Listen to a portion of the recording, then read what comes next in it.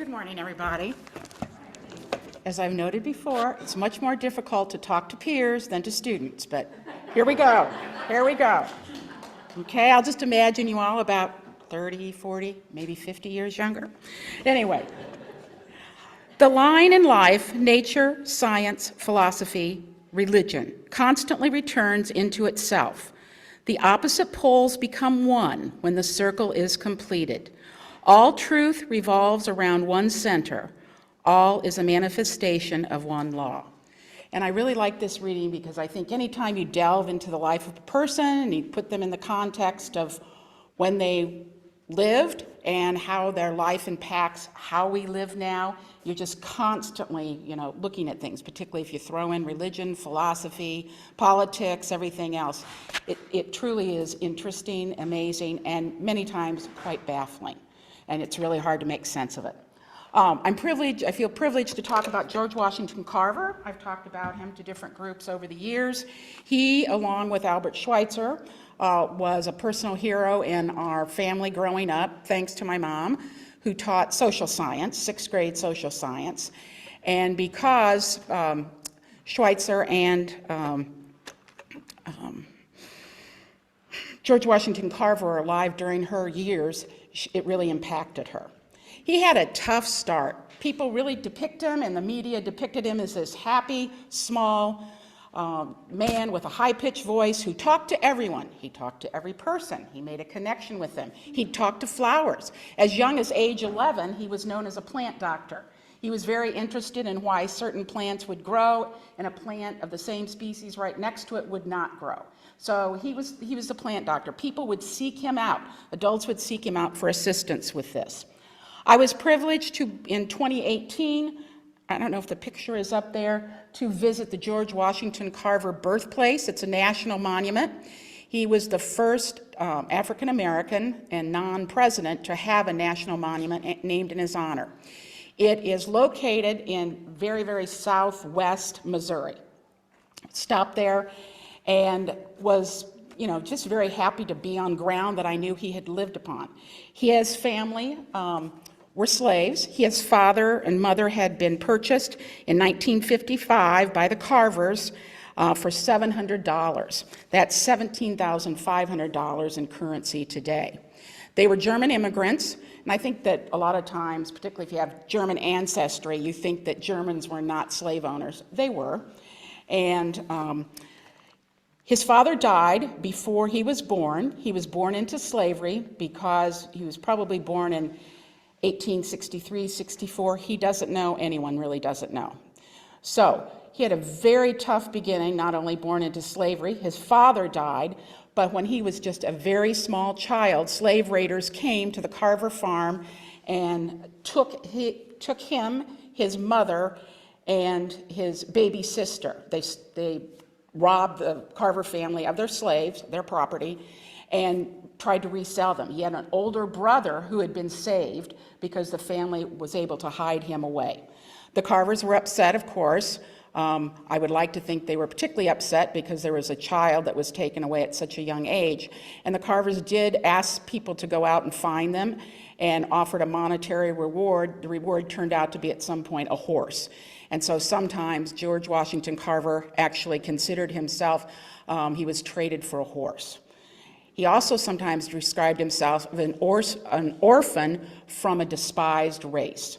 So even though he did commune very early and had some significant relationships, this is a man that early on understood his place in life, and that he was going to have to always fight for respect and always had to fight for the privilege of getting an education.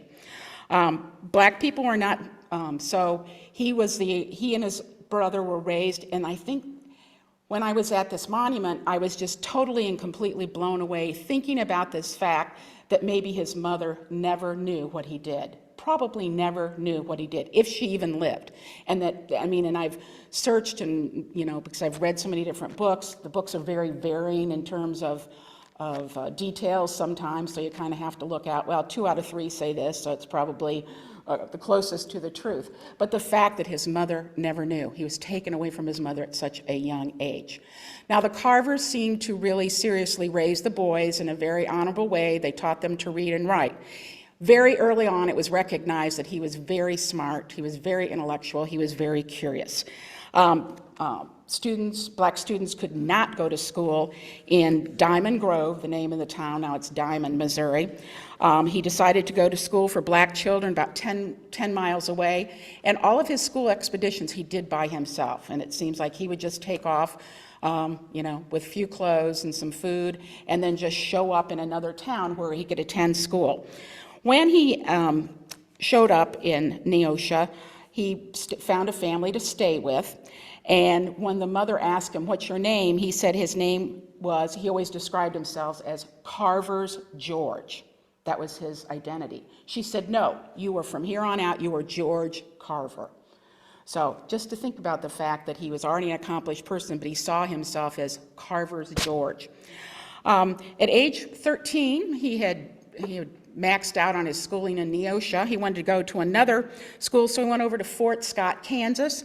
There he saw firsthand the killing of a black man at the hands of white people. He left. He attended a series of school until he finally landed in Minneapolis, Kansas, and he got a high school diploma there. He wanted to go to college. He had actually gotten accepted to a college, which still exists. It's Highland. At that time, it was Highland University in Highland, Kansas. Now it's a community college. They claim that they're the oldest college in Kansas because I think they were established in 1837, I believe it was, and they were established by Presbyterian ministers for Sauk and Fox Indians. He'd been accepted on paper. He showed up. He was rejected when they saw that he was of the Negro race. He really was kind of, really didn't have any exact plans. He realized that college wasn't going to be easy.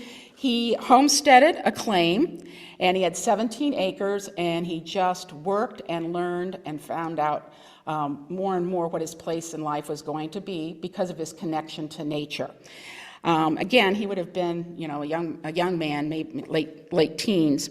He plowed 17 acres. He planted rice, corn, Indian corn, garden produce. He also tended to and planted fruit trees, forest trees, and shrubbery.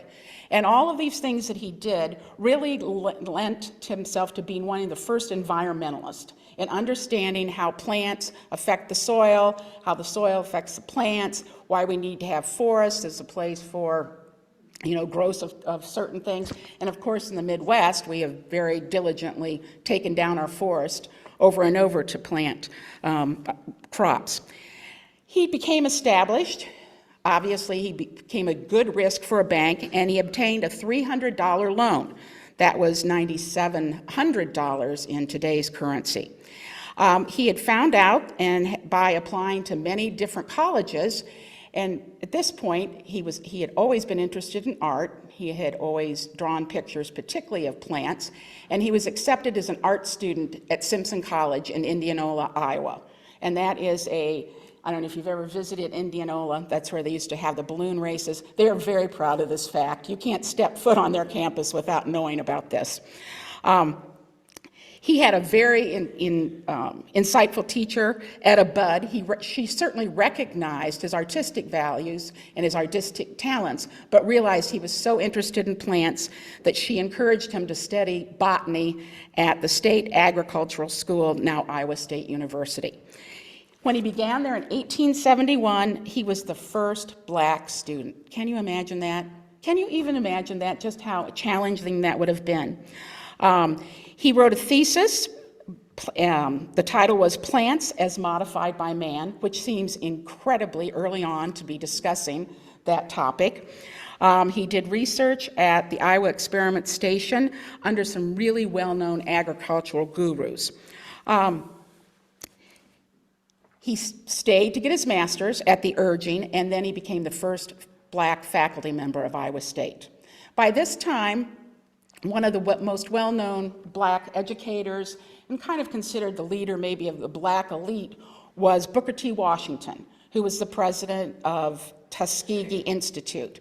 And he was a very interesting man, and he was interesting in the fact that he really, of course, wanted to advance the lives and improve the lives of Black people. But he was different than like W.E. Du Bois, who was very interested in maybe more political stances and stopping all of these horrible things. He took it from a different direction, and Tuskegee University started out as an institute that was basically for technical training and very practical arts. He really wanted George Washington Carver to come, and he enticed him with an above-average salary. He gave him 2 rooms to live in. Usually the single faculty had to share a room. Because of this, when Carver appeared on the campus, other faculty members were jealous of him and not necessarily kind and not necessarily supportive. And one of the issues was that he had attended an all-white institution, whereas a lot of the other faculty, virtually all the other faculty, had attended all-Black institutions. And so again, George Washington Carver, a sweet, well-intended man, had to kind of endure personal indignities day in, day out.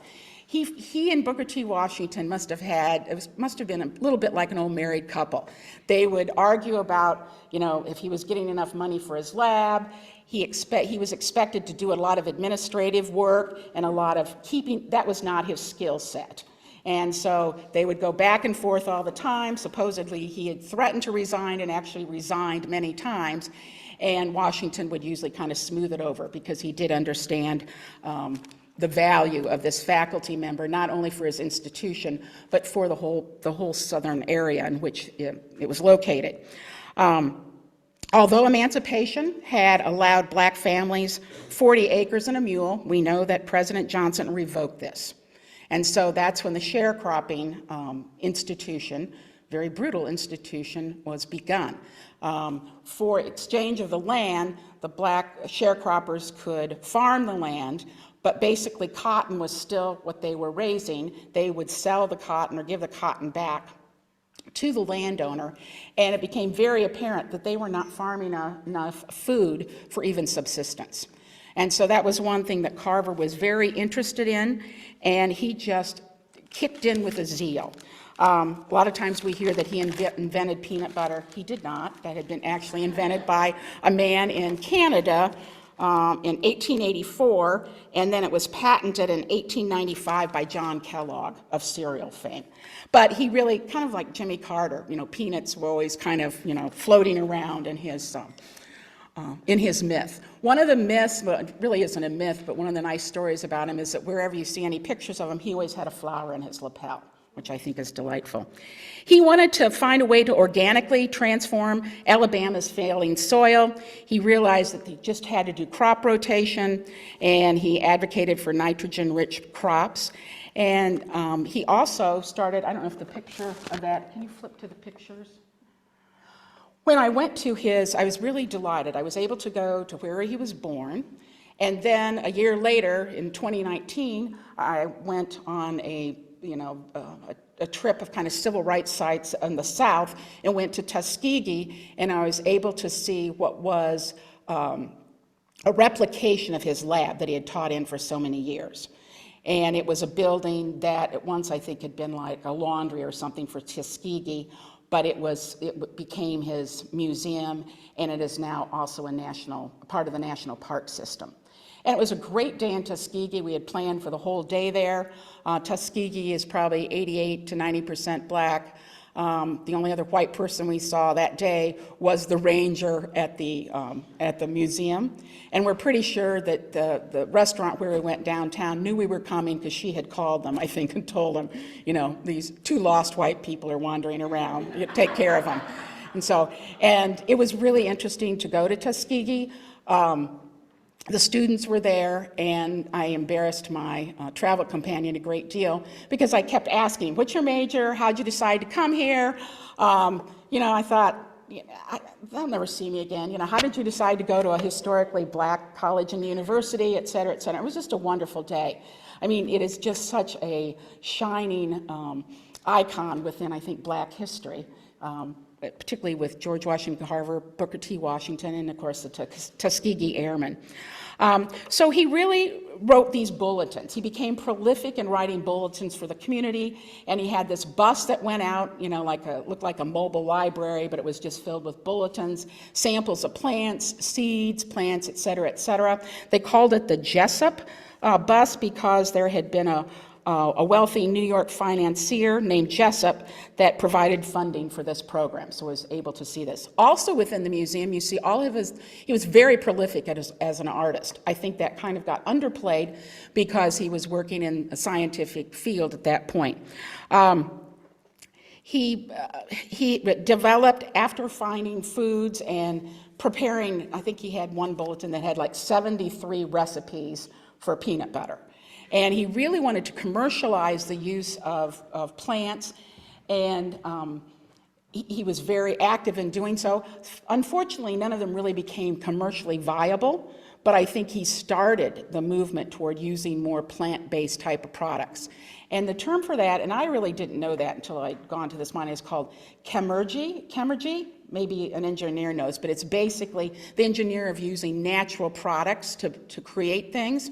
And it's been said that probably if the United States didn't have to turn into a war machine and make chemically based type of products and use those chemicals later on in commercial products, that people like some of his discoveries and some of his striving to use more plant-based products would have happened, which probably means we'd have a healthier, less toxic world than we do right now.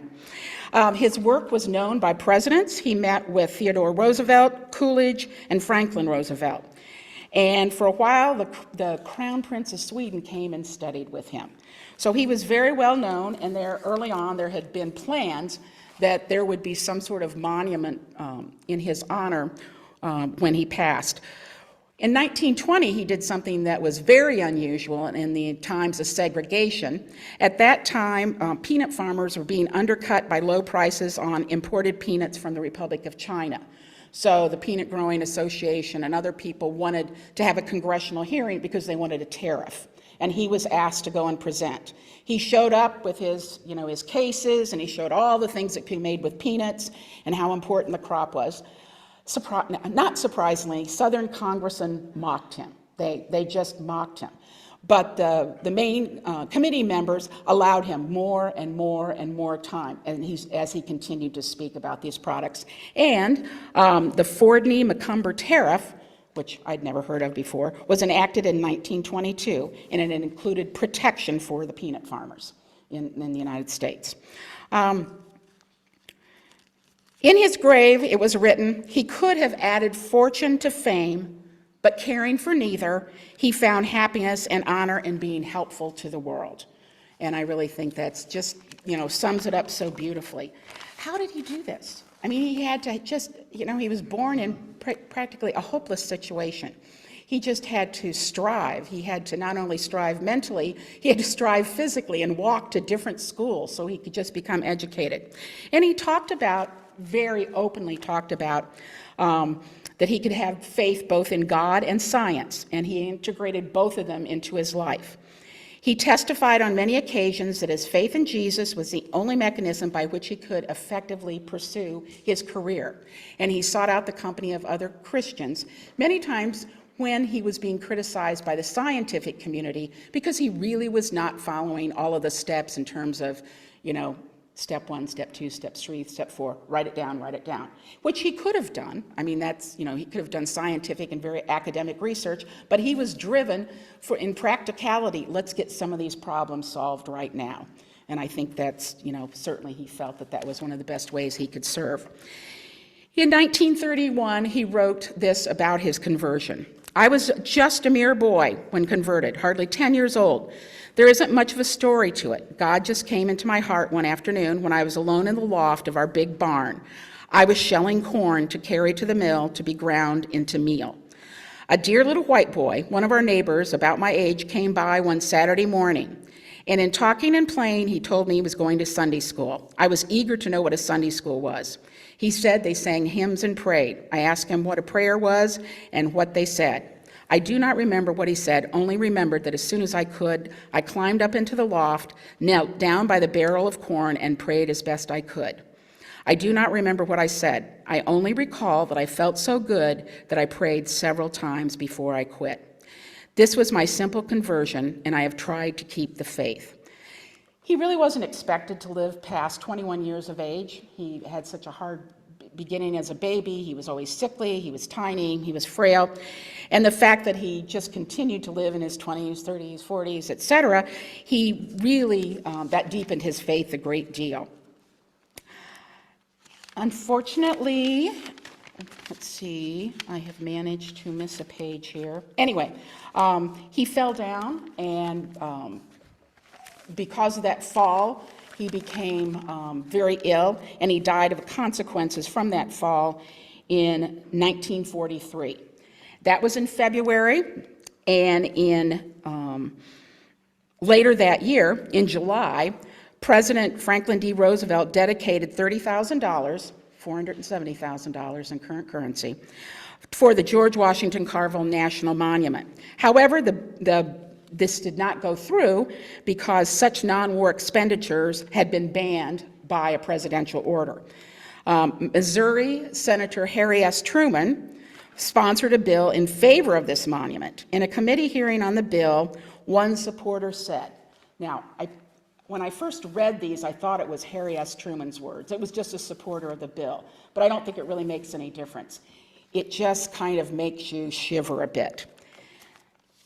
This bill is not simply a pause on the part of busy men, the congressman, engaged in the conduct of war to do honor to one of the truly great Americans of this country, but it is in essence a blow against the Axis. It is in essence a war measure in the sense that it will further unleash and release the energies of roughly 15 million Negro people in this country for full support of our war effort. Talk about using someone. I mean, and again, you know, sometimes you really have to say the end was a good result, but that type of usage of someone is very difficult to see. So, as I read and have been reading about George Washington Carver for a very long time, I'm always struck at how gracious he was to everyone, including white people. And he was born a slave, and so many people he would have interacted with would have been fully and completely engaged in slavery at some time. I mean, he just had to fight against, you know, he and Booker T. Washington were really realized that, you know, Jim Crow laws were in essence. And so this really makes me start thinking about black forgiveness. How many times we see black people forgiving white people. And that is something that I have talked to some of my really closest friends about. And it's not surprising that my one friend who's evangelical, Assembly of God, and my other friend is kind of, I'd say more Baha'i / Methodist, that they have very, very different viewpoints on that. And I think that's always, and that's one thing I've always really been happy that I've known my two really close black friends for so long, because I can ask them about anything, and they've asked me about things. That you get to a level that you may not ever ask somebody of a different race, different sexual identity, whatever questions, and I'm glad I've gotten to that point. And I just found this book, because he's such a lovely, gentle man. A lot of children's books have been written about him. And I think that one of the first, not only are black people expected to forgive white people for their transgressions, but this author, who is white, forgave his whole race for transgressions. This is the description of what was happening when he was born into slavery. Most of Missouri was fighting on the side of the North, but in the very southern part of the state, where Moses Carver lived, slavery was allowed. The people who lived there were fighting on the side of the South. Moses Carver hoped the North would win. He did. That's kind of surprising, since he had spent a large amount of money. But Moses Carver hoped that the North would win the war. Even though he had a slave, he knew that slavery was wrong. He had always taken good care of Mary and her children. He did not want the night riders to get them. So, I mean, just over and over and over when you read accounts of him. And I think other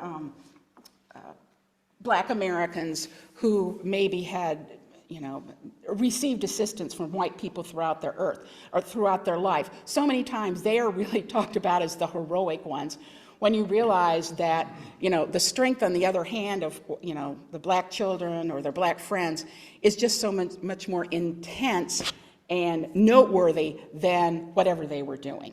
So, since I really didn't get a clear, sense of how, I got a clear sense of how my friends felt about forgiveness, I have sought out this woman named Stacy Patton. She's a professor, and at one time she was a reporter for the Washington Post.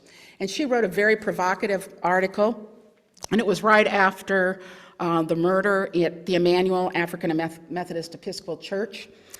And she talked about that she just could not believe that within 72 hours after a white terrorist killed these people, that the children of Sharonda Coleman Singleton, who was one of the victims, were in front of the news cameras saying such things as, "We already forgive him for what he's done, and there's nothing but love from our side of the family." That was the son. The daughter, I just feel a lot of love. I'm a little bitter, but I'm overwhelmed with love." Other comments from family members included, "May God have mercy on you. I forgive you. My family forgives you." One person talked about her I think it was her daughter. Her daughter had been murdered. "I will never talk to her again. I will never hold her again. You hurt me. You hurt a lot of people, but God forgives you. I forgive you." When I've talked to my black friends, I go, how is this even possible? And many times white people will say, "I couldn't do that." And I think at first that seems like a compliment, but again, it's kind of like, well, I couldn't do it because with our cloak of whiteness, cloak of majority, we kind of think when we make a declaration about what's right or wrong, that it is right or wrong. So there's almost an implication, how could you do that? That's silly, that doesn't make sense. And so I really appreciated, and I've read some other things by Stacy Patton, and these are her words in putting all of this in context. "Historically, black churches have nurtured the politics of forgiveness so that black people can anticipate divine justice and liberation in the next life. This sentiment shaped nonviolent protests during the Civil Rights Movement. A belief that displays of morality rooted in forgiveness would force white America to leave behind its racist assumptions.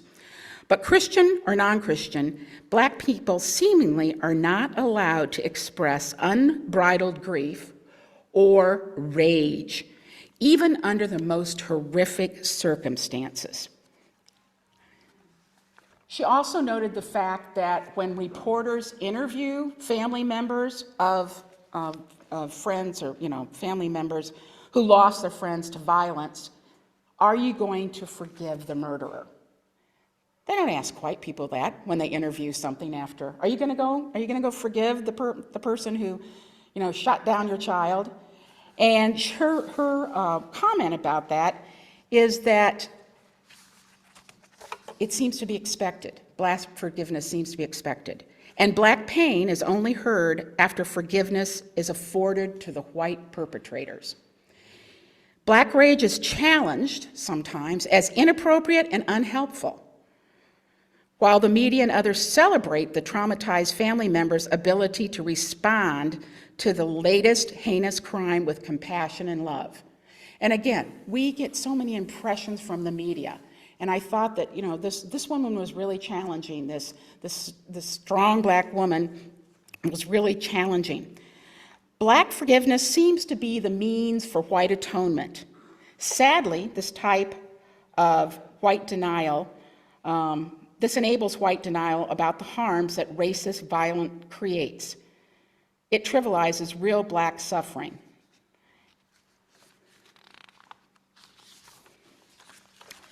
I also found a quote that was written by Matthew Guttural. He is a historian of race at Brown University, and he was built, this really coordinates with what she was saying. He said, "For all the public talk about supposedly absent black fathers and derelict black culture, The extraordinary act of forgiveness might remind us that the nation's most historically oppressed group does a better job of doing what we all say we want most, being decent and human. I mean, that is just such a powerful statement and such an obvious observation, but so many times when we are the majority, obvious things just don't appear to us. They just don't appear to us. So,